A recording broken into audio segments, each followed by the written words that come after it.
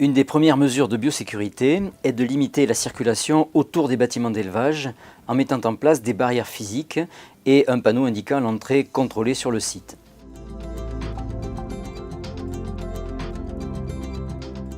Le véhicule du personnel de vaccination doit être propre, extérieurement et intérieurement.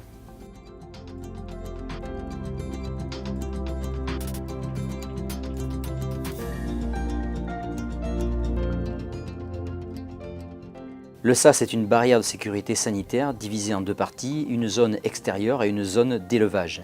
Après s'être dévêtus et si possible laver les mains dans la zone extérieure, les vaccinateurs mettent une tenue spécifique et chaussent des surbottes dans la zone élevage.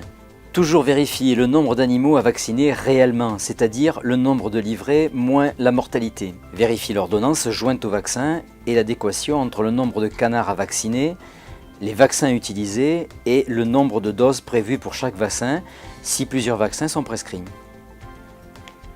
Toutes ces informations contrôlées sont reportées sur la fiche Ingexpert.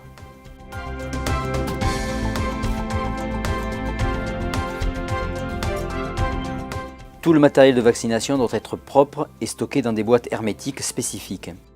Le matériel de remplacement est également apporté dans la zone élevage pour éviter de retourner dans la zone extérieure durant l'intervention. Des harnais de vaccination SEVA peuvent être utilisés pour un meilleur confort des vaccinateurs. La préparation du matériel se fait au maximum au calme dans le sas, le raccordement des tuyaux aux seringues également. Dans le cadre d'Ingexpert, les seringues sont entretenues selon un protocole strict, vidange, nettoyage, rinçage et lubrification systématique. Après avoir bien homogénéisé le vaccin par agitation, vérifiez la température avec un thermomètre sonde. La température doit être impérativement supérieure à 20 degrés et jusqu'à 41 degrés maximum. Cevac Landavax doit toujours être homogénéisé par agitation avant d'être raccordé au tuyau de la seringue. Puis il est placé délicatement tête en bas dans la poche du harnais de vaccination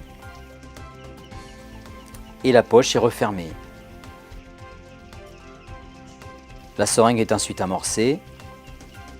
Le personnel est prêt pour la vaccination.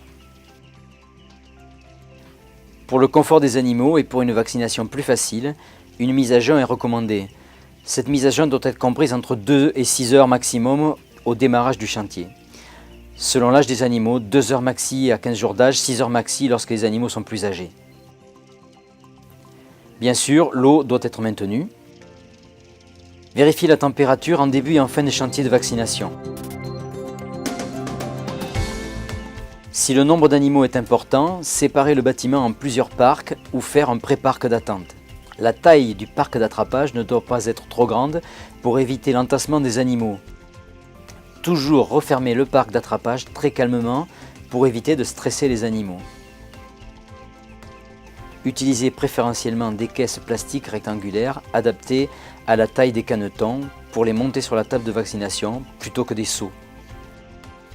Le réseau Cristal et Biovet ont élaboré la méthode de vaccination Ingexpert Babyduck pour la vaccination précoce après avoir fait différents essais de lieux d'injection et de manipulation des canetons.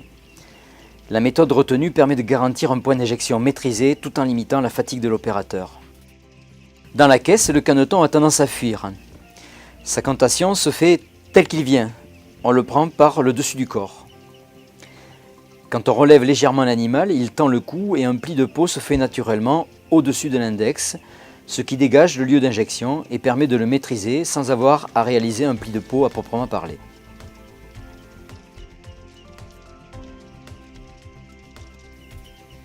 L'injection se fait dans le pli de peau, on voit le produit qui passe sous la peau.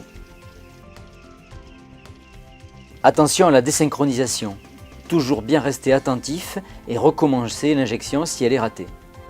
Et attention aux erreurs liées à une injection trop perpendiculaire à l'animal ou à une aiguille émoussée. Grâce à la méthode Ingexpert, la manipulation est aisée. Le changement de caisse se fait sans perte de temps et simplement. Les canetons ne subissent pas de chute, ils glissent aisément dans la gouttière et repartent aussitôt.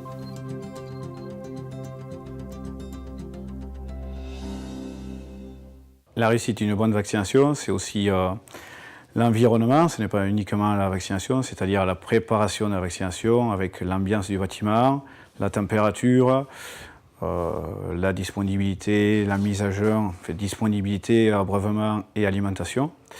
avant et après la vaccination pour permettre aux animaux, une fois la vaccination terminée, de pouvoir s'alimenter à nouveau rapidement et s'abreuver rapidement pour éviter les pertes de GMQ sur cette période-là.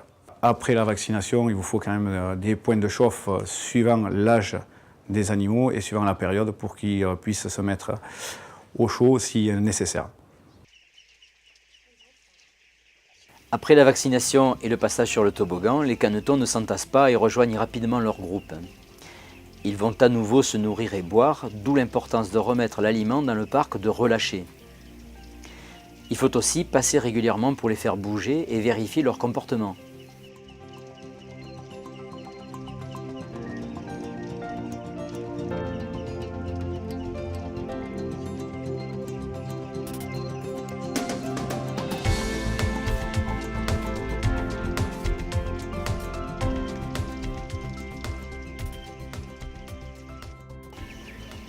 Grâce au harnais de vaccination, le changement de vaccin se fait très facilement, toujours en ayant préalablement agité le flacon.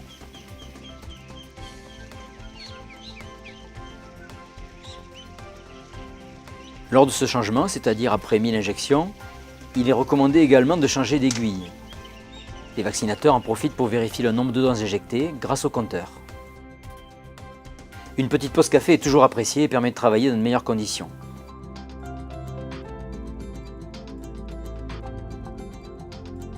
Après la vaccination, les vaccinatrices rangent le matériel et jettent les aiguilles dans un contenant spécifique. La fiche Ingexpert est complétée et la planification des prochaines interventions est convenue avec l'éleveur.